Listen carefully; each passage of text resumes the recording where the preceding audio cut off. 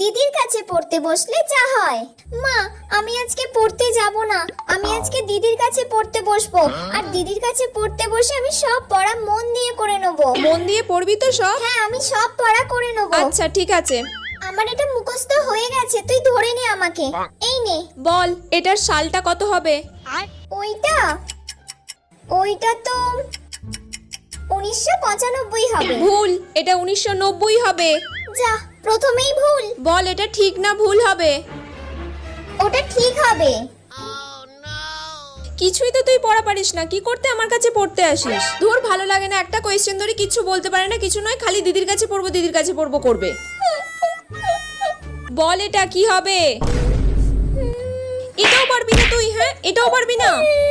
কিচ্ছু পড়া পারে না, কিছু নয়। তুই আমাকে মারলি তো, এবার দেখ আমি মাকে গিয়ে বলবো। দিদি আমাকে খালি মারছে, কিচ্ছু বুঝিয়ে বলে দিচ্ছে না।